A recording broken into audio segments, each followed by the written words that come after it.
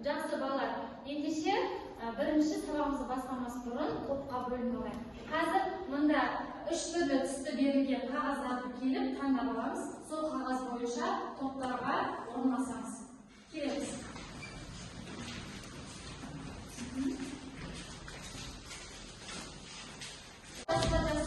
Енді айтып өтейін. Жақсы балалар, топтарымыздың атын қарайықшы. Бірінші топ бізде продуценттер деп тұр, ал балалар, продуценттер дегеніміз не екен? Түзушілер, яғни олар биорганикалық заттардан органикалық заттарды түзіп шығарады. Өте жақсы. Келесі топтың аты, екінші топ бізде консументтер деп аталады. Ал консументтер дегеніміз не екен, балалар? Ол жануарлар. Консументтерге біз жануарларды жатқызамыз. Себебі олар азық өсімдік қоректілері бар, ет қоректілері бар, және тағам қаламайтын. Яғни бұларға кімдер жатады? Жануарлар. Жақсы. Редуценттер деп аталады. Ал балалар, редуценттер дегеніміз не екен? Есіңізге түсірейік. Ыдыратушылар, яғни жануарлар мен өсімдіктердің органикалық қалдықтарымен қоректенуі. Өте жақсы, жарайсыздар. Ал балалар, үйге берілген тапсырма бізде 24-ші параграф болады, экожүйелер тақырыбы. Ал енді үй тапсырмасына шолу жасап өтейік. Миға шабыл әдісі. Бірінші сұрақ, экологиялық жүйе немесе экожүйе дегеніміз не? Ал кім айтады? Сымбат, айтып. Экожүйе дегеніміз ол тірі ағзалардың қалыптастығы. Тірі ағзалардың қалыптастығы экожүйені құрайды. Жақсы. Келесі сұрақ, биоценоз бен экотоп компоненттерін атаңыз. Айта қой. Биоценоз компоненттері олар фитосинтез, зооценоз және де микробиоценоз. Ал экотоп компоненттері климат пен геологиялық орта жатады. Өте жақсы, себебі биоценоз бізде жанды табиғат, жан болған өсімдіктер, саңырауқұлақтар, жануарлар жатады. Ал экотоп жансыз. Өте жақсы. Келесі сұрақ, балалар, экожүйе факторларынан мысал келтіріңіздер. Айта қой. Экожүйе факторлары абиотика және биотикалық, және де антропогендік. Абиотикалық ол жансыз. Жансызға тас, күн, жер және де басқа. Ал биотикалық ол тірі табиғат. Оған жануарлар, өсімдіктер жатады, ал антропогендіктерге адамдар. Адаммен жасалатын. Өте жақсы. Жарайсыздар. Жақсы балалар, ал бүгінгі жаңа тақырыбымыз бойынша тақтарға назар аударайық. Суреттегі реттілікті мұқият қарап. Ойша қол. Суреттер сөйлейді әдісі. Мына суреттерге мұқият қарап, бүгінгі біздің жаңа тақырыбымызды ашып көрейік. Ал суретте не көріп тұрмыз? Суретте ол бізде екінші суретте бізде жұлдыз қор. Үшінші суретте торғай, құс. Ал төртінші суретте жыртқыш бүркіт. Жақсы, сонымен бүгінгі біздің тақырыбымыз қандай екен? Қоректік тізбек. Өте жақсы, дұрыс айтасың. Қоректік тізбек. Бүгінгі сабағымыздың тақырыбы экологиялық пирамидадағы энергия мен заттардың ауысуы. Сабағымыздың мақсаты экологиялық пирамидада энергия мен заттардың ауысуын түсіндіру. Енді балалар, бүгінгі сабағымыз одан ары түсінікті болу үшін бейне жазбаға назар аударайық. Тіршілікке қажетті энергияның басым бөлігі күннен келеді. Осы энергияның тірі ағзалар арасында қалай таралатынын қоректік тізбек қай ағзаның басқалармен қоректенетіні арқылы сипаттауға болады.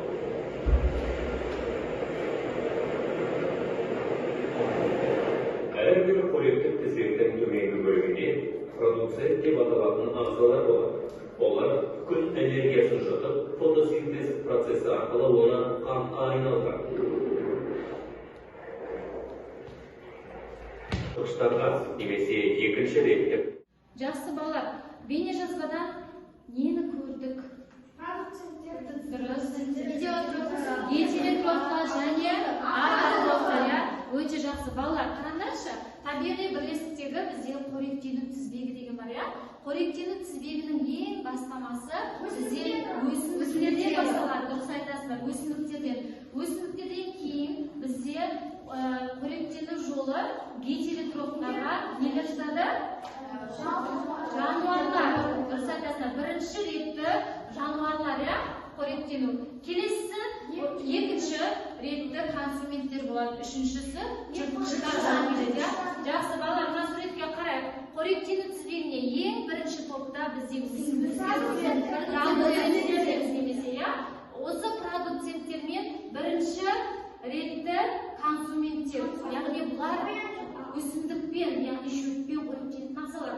Оларға мысалы біз қоянды мысалға келтіре аламыз, ал осы қояндармен етпен қоректенетін гетеротрофты ағзалар бар. Олар бізде екінші ретті консументтер болып табылады. Оларға біз қоянды, қасқырды жатқызамыз, ал келесі кезекте осы қасқырлармен жыртқыш құстар қоректенеді. Яғни біз жаңа айтып отқан ыдыратушыларымыз осы ең соңғы бүркіттердің мысалы тіршілігін жойғаннан кейін денесін осы ыдыратушылар айналдырып жібереді. Жақсы, балалар, енді келесі кезекте біз тапсырмаға көшейік. Балалар, бірінші тапсырманы бастамай тұрып, топ мүшелеріне бағалау парағын таратамын. Бірінші, екінші, үшінші топ. Білеміз, топтарымыздың атын. Және сол топ жетекшілері өзінің тобындағы оқушылардың аты жөнін жазып шығады, және тапсырма бойынша баға қойып отырады. Соңында сол оқушының қаншалықты деңгейде баға алғанын, яғни балл түрінде белгілейміз. Балалар, мына тақтадан көріп тұрмыз, бірінші тапсырмаға 3 ұпай саны берілген. Бұл тапсырмада қоректік тізбектерді біз құрастырамыз. Алдарыңа суреттер бойынша берілді, сол суреттерді дұрыс ретімен құрастырып шығамыз. Уақыт аяқталды, балалар, дайынбыз ба? Дайынбыз ба? Ал келіңдер, қорғаймыз, көрсетеміз. Бірінші өсімдіктер. Өсімдікті қандала жейді, қандаланы қан қызы жейді. Қан қызыны торғай, ал торғайды жыртқыш аң жейді. Шөпті қандала жейді. Қандаланы өрмекші жейді. Өрмекшіні торғай, ал торғайды жыртқыш жылан жейді. Жақсы, дұрыс, жарайсыздар, балалар. Яғни продуцент. Оны бірінші консументтік қоян жейді. Ал оны екінші консументтік түлкі жейді. Ал оны үшінші консументтік үкі жейді. Өте жақсы, жарайсыңдар. Жақсы, балалар, келесі тапсырма, екінші тапсырма, суретте берілген ағзалар арасындағы энергия және заттар ағысының пирамидасын құрастырамыз. Уақыт аяқталды, балалар, екінші тапсырмаға қай топ болды? Жақсы, бірінші бастаңыздар сіздер. Біріншісі бұл продуценттер. Бұларға өсімдіктер жатады. Екіншісі бұл бірінші реттік консументтер.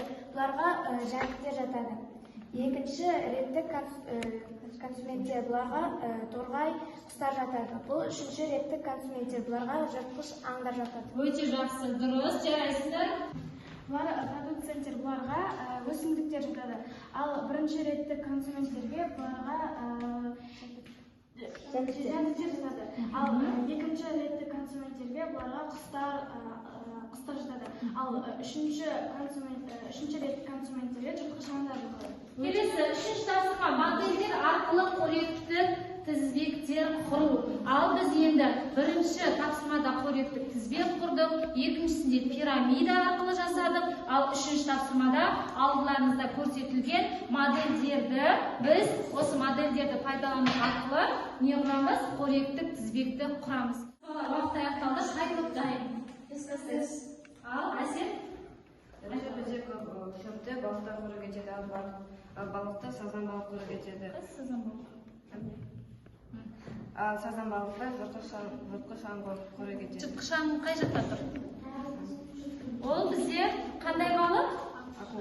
Акула. Жақсы. Келесі топ. Дайынбыз ба қыздар? Ал айтамыз. Бірінші бізде өсімдік. Оны жейтін тышқан. Тышқаннан кейін бүркіт жейді. Өте жақсы. Бағалау парағына әр оқушының қаншалықты деңгейде тапсырманы орындағанын белгілеп жазып отырамыз. Келесі, балалар біздің сабақты бекітейік. Ал енді дұрыс немесе бұрыс. Бірінші қарап отырамыз барлығымыз. Продуценттер, автотрофтар. Дұрыс. Балдырлар, жасыл балдырлар, продуценттер. Алдыларыңызға стикерлер берілді. Осы стикерлерға жазамыз. Сабақта қандай тапсырма қиын болды, немесе сабақ қаншалықты деңгейде түсінікті болды, немесе сабақ ұнады ма, жазамыз. Мына талға ағаш дауы. Жалғастырыш. Алма ағашына алып келіп, Іліп қой. кетеміз. Алма ағашына жабыстырамыз.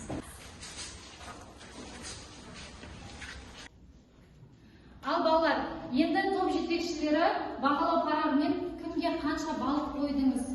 Мен өзіме 10 балл қойдым. Себебі осы сабақты жақсы түсініп, тапсырмаларды дұрыс орындадым. Анисаға да 10 балл қойдым. Мейіржан Нұрайымға 9 балл қойдым. Аманжол Нұрдәулетке 5 ұпай қойдым. Балалар, егер тапсырма параграфы 5 бүгінгі тақырыпты жақсылап оқимыз. Тұйықталған экожүйені өз қолымен жаса жобасымен жұмысты жалғастырып келеміз. Сабаққа қатысқан оқушыларға көп рахмет. Осымен сабағымыз аяқталды. Сау болыңыздар.